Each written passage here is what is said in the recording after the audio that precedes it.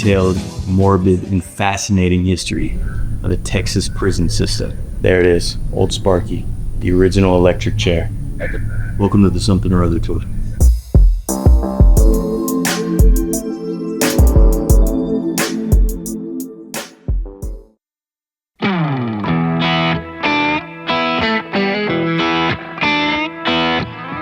Welcome to the Something or Other tour. We're in Huntsville, Texas, and this is the Texas Prison Museum. Texas Prison Museum covers over 150 years of corrections history here in Texas. The good and the bad, the morbid, the horrific, the uplifting. And apparently they have some cool artifacts, including some Bonnie and Clyde stuff. Huntsville is where the Texas prison system began, and as of right now, I think there's 6 different prisons in the Huntsville area. And there's a prison right across the street, for crying out loud. As I always say when I do videos like this, yes, I goof around, I deal with trauma with humor, but you have to keep it in perspective and remember the reality of this system. What it's done to people, what it's done for people. None of it's all good or all bad. There's actually a dude or dudette up in that watchtower there. Keep an eye.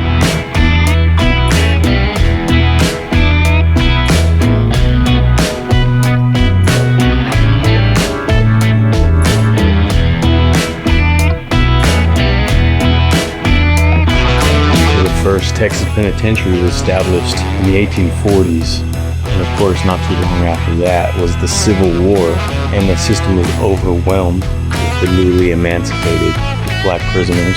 The reasoning being that they had no other means to survive, so they had to rob and steal, things like that.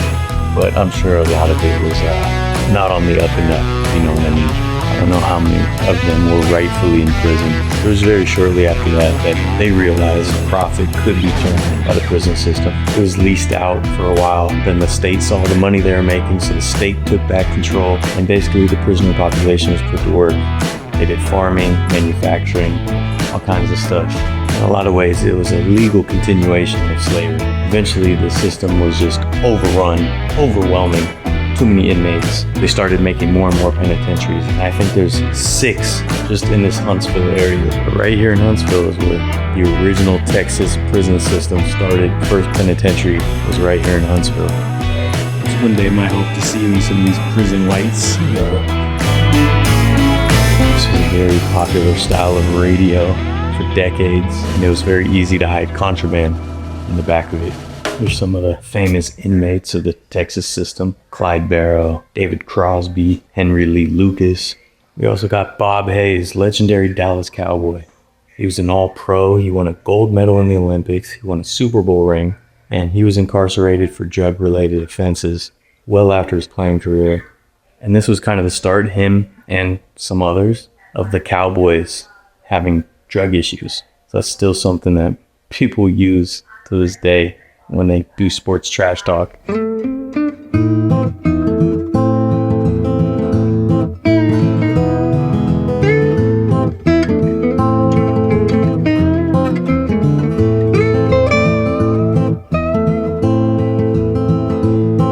These 2 Winchester rifles were stored at the Ellis Unit, one of the units in the prison system, and they were in a box marked Bonnie and Clyde.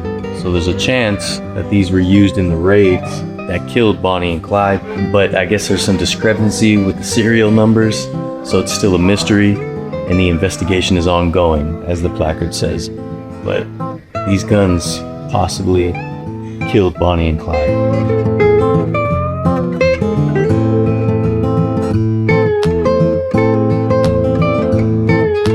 This pistol was taken out of Bonnie and Clyde's car after they were just slaughtered with so many bullets. So that might have been Clyde Barrow's pistol right there.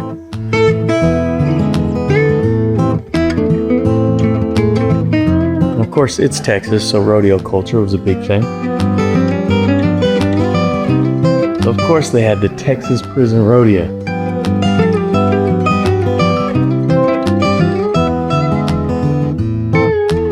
Come to see the convict cowboys do their thing.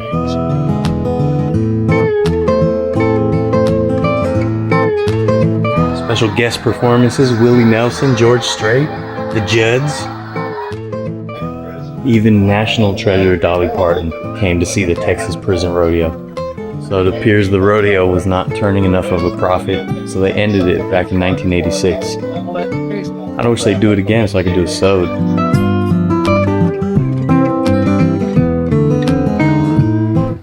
That wagon is awesome. Rodeo wagon. The rodeo was held at an arena at the Walls Unit. The arena no longer exists since they shut down the rodeo, they demolished it. But in a little bit, we'll go drive by and see kind of what it looks like today. A little bonus.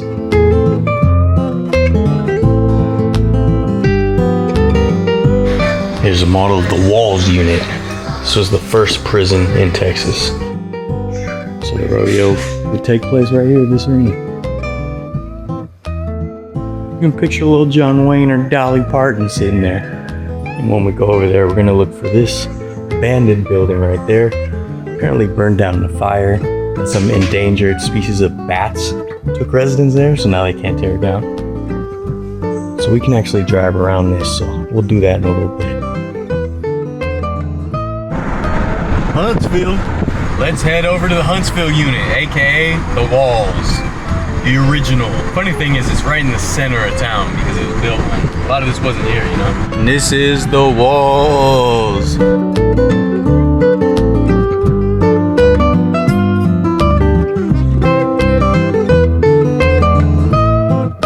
Still an active prison, so I can't really stop too close, but the building on the left is the one that had all the bats in it.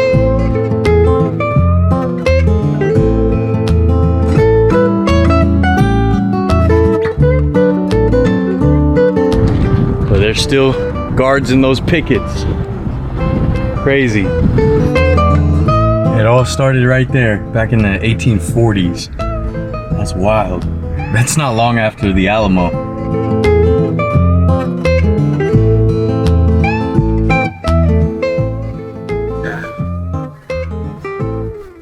Little too big for his britches. This uniform is awful. The only appropriate place to do the robot in here is for the service dogs. So there's your service dog robot. I'm escaping. I'm doing it. I'm free. I'm free. Me personally, I'm not proud of any of this history. It's fascinating. I don't hold it in high regard. I do enjoy a Thompson. I do have it tattooed on me.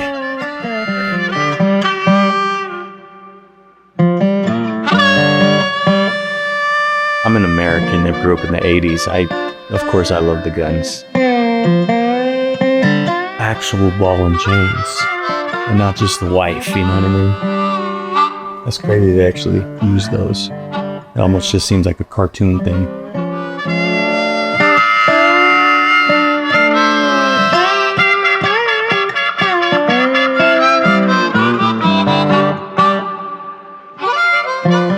The Texas prison system rightfully has a reputation of being harsh, of being brutal, of being expansive.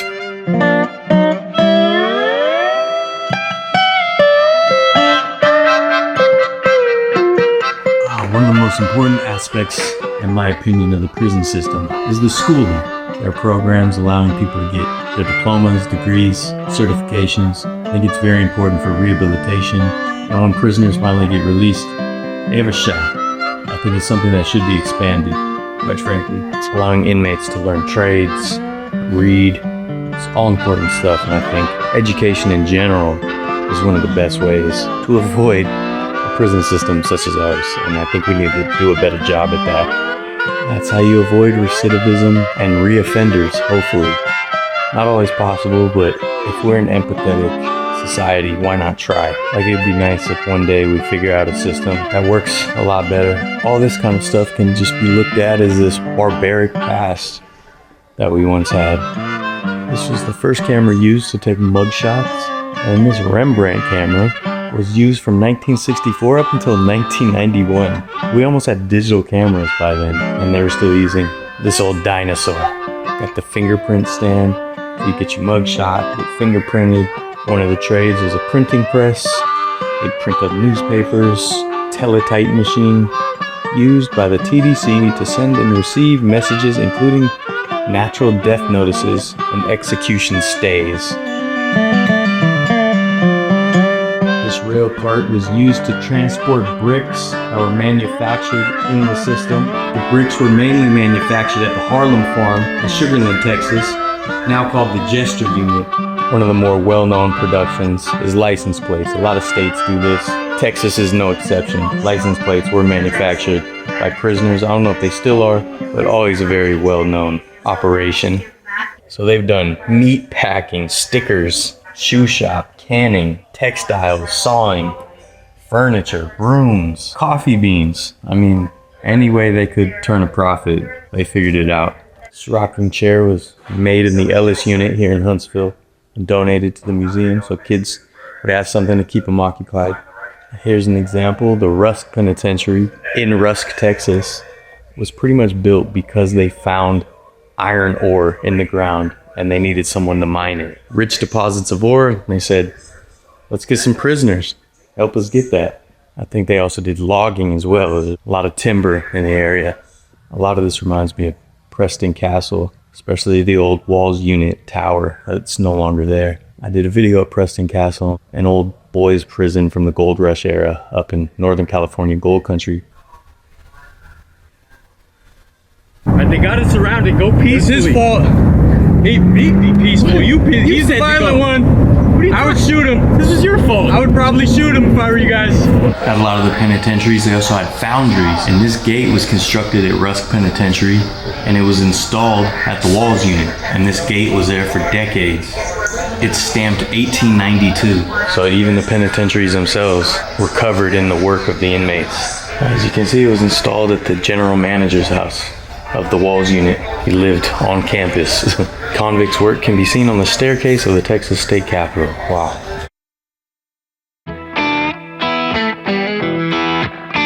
They even have this cool display of what a typical unit looks like. Thankfully, I've never been locked up myself, but I have a lot of empathy for those who have been locked up, rightfully so or not.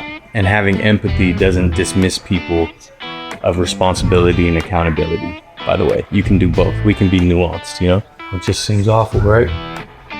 Obviously, Captain Obvious strikes again. This is pretty cool. The locking mechanism so you could unlock specific cells. And just get in and check it out. I'll take a look. I'm not gonna fall for that. Not this time. I wouldn't do that to you again. I have the barber chairs, but typically males need to be clean shaven, short haircut. Still to this day, unless there's a religious accommodation here in Texas. This is an actual saw blade from the Ellis Unit, and they painted some images from the walls on the outside.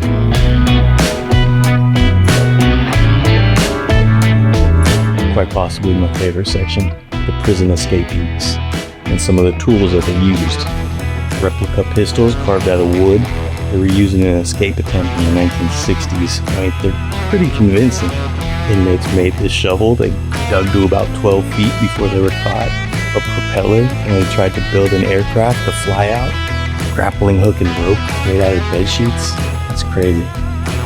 So much to see here. I can't fit it all in one video. You got the athletics, information about prison gang tattoos. This I do have time for. Contraband. A pair of Chucks was actually inmate made. It was on a real pair of Chucks. They took a braided leather belt, put a bunch of padlocks at the end of it. I could swing it. Pipe shotgun. That's crazy. Slingshot. I guess Dennis the Menace was locked up in the Texas prison system. Or Bart Simpson. I don't know. I mean, the ingenuity of prisoners, right? It's kind of funny, but this contraband, some terrible things, is actually a perfect example of human ingenuity and why humans have been as successful at conquering the planet as we have been. Which may not be a good thing. Sometimes we're too smart for our own good, you know? Wish I could break this glass and shiv you. That would be your last shivving. Don't try me. I would shank the crud out of my clone. But I think he has rights. Apparently when you clone someone, they're immediately given rights. There's a whole corner of furniture that was manufactured by prisoners. It tells you exactly where it was made. Really cool soap carvings made by inmates. Whole chess set made out of soap. A lot of woodworking. Piano made by an inmate. It was confiscated because it had a secret compartment underneath for storing drugs. The guard towers are actually called pickets. So there's a model of a picket here. There's also a picket on the outside of the building, which is kind of cool. In 1981, an inmate wrestled that exact pistol away from a warden, shot the farm manager Billy Moore to death, and drowned the warden, Wallace Pack, in a creek that was at the Ellis unit. His name was Eroy Brown. And somehow there was multiple trials, and Eroy Brown was acquitted of all charges. But from a separate robbery, as of right now, he's serving a 90-year sentence. This is a 15-inch kitchen knife that was used as evidence when an inmate named Ramon Mata murdered a corrections officer named Minnie Houston. He died in prison in the year 2000. Another famous inmate, Chief Satanta, as the Native Americans were being either slaughtered, harassed, forced onto reservations, they started lashing out. There was a lot of battles, a lot of fights in the 1800s, and Chief Satanta was part of a lot of those. He went to prison a few times. He was here at Huntsville. He was supposed to serve a life sentence, but ended up getting paroled. And not long after that, he was part of more raids. And at that point, he kind of given up. So he jumped out of a prison hospital building, killing himself, and buried in a prison cemetery. In 1963, the body was exhumed, and he was brought to Fort Sill, Oklahoma. What? I've witnessed him do some pretty unreasonable things, so I lock and load. I'm a really nice guy, I give to charity all the time. I would definitely consider emptying the whole clip. Scary dangerous guy. Go, shoot him. No, nice guy, I'm a nice guy. Quite possibly the morbid crown jewel of the museum, Old Sparky, the original electric chair. Because of Old Sparky and the reputation, Huntsville was internationally famous for capital punishment and death row. I think a lot of us probably think of the movie The Green Mile when we see an electric chair like this. Crazy to think how many men were put to death by that chair right there. How many of them were innocent of the crimes?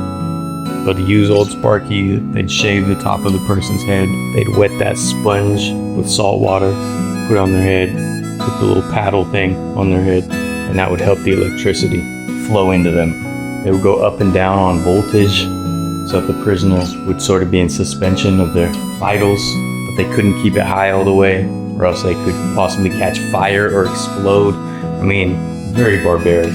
The last man put to death on Old Sparky was in 1964, and it was active since 1924. All in all, 361 men died from this chair. There was a Supreme Court ruling in 1972 that capital punishment was cruel and unusual, and it's been a big debate ever since between federal government, states, advocates, abolitionists. Texas is a state that still does lethal injections, and the debate rages on. I don't really know how I feel about it. I think if the crime is heinous enough and the evidence is irrefutable, I'm not totally against it. But enough innocent people have been put to death that it shouldn't continue the way it's been going. My honest opinion is that if just one innocent person is put to death, we should rethink the whole process and immediately cease putting people to death until we can be sure there's irrefutable evidence. And even then, there's an argument that any just society wouldn't put anyone to death. Take the high road, basically. I totally understand that. I definitely understand the arguments, and for the most part, Texans favor the death penalty. One of the more fascinating and downright sad things is they have pictures of people that were executed and their last statement, and a statement from their family members. Milton Mathis, 32 years old, put to death in 2011. James Colburn, 2003. John L. Wheat, 57 years old, put to death in 2001. His last statement was, "I deeply regret what happened. I did not intentionally or knowingly harm anyone. That's it, and did ma." Vietnamese for "let's get out of here." He murdered an infant in a shooting rampage. Reginald W. Bland, 28 years old, put to death in 2009 for the murder of a 20-year-old Carlos Garza in San Antonio. His last statement was, "Carlos was my friend. I didn't murder him. What is happening now is an injustice. They're fixing to pump my veins with a lethal drug the American Veterinary Association won't even allow to be used on dogs. I would like to take the high road and be in a just society, But that's hard to do when people do things that are just irredeemable, like harm children, for example. So this debate will probably rage on forever. Larry Keith Robinson, 42 years old, executed 2000 for the 1982 stabbing, shooting death of 33-year-old Bruce M. Gardner, one of 5 persons killed by Robinson in 2 adjacent Lake Worth cottages. And he gave no last statement. Tony Chambers, 32 years old, executed November 15th, 2000 for the 1990 abduction and murder of 11-year-old Corinthia Marie Bailey in Tyler. I think it's a debate that needs to be had with nuance, which is very difficult for a lot of people. Texas prison system has used 3 forms of capital punishment. The first was hanging, second was the electric chair, old Sparky, and now lethal injections. You'd think Texas had firing squads at some point, but maybe before the Texas prison system was a thing. I'm sure it happened. It had to, right? I think a just society needs to treat even the worst people with basic decency, as hard as that may be to do. Because I know our emotions run wild, and when someone does something horrific, heinous, irredeemable, we want to get revenge. Right. We want to get our vengeance as a community, as a victim, as a relative of a victim, whatever it may be. But how do we balance that with being just and being empathetic? No matter what side of the argument you land on, I'm definitely for prison reform. And either way, the for-profit prison system shouldn't be a thing. I will die on that hill. Ignacio Cuevas, 60 years old, executed in 1991 for killing hostages during the 11-day 1974 Huntsville prison siege, longest in United States history at the time. His last statement was, "I'm going to a beautiful place." Okay, warden, roll him.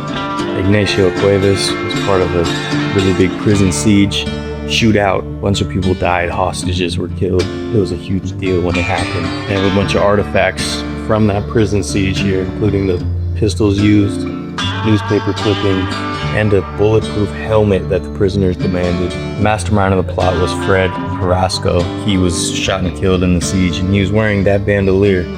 Apparently, Fred Carrasco led a life of crime out of San Antonio. Crazy story. I wonder if there's a movie about this. If there's not, they should make one. It was brutal. It is brutal, still, to this day. We have a lot of work to do.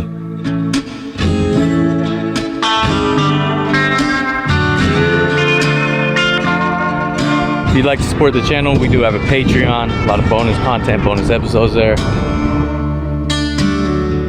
All right, that's it for the Texas Prison Museum right here in Huntsville, Texas. Go. It's our only chance. Right, go. like, subscribe, share, do all the cool things the cool kids do. Something or other tour of our life.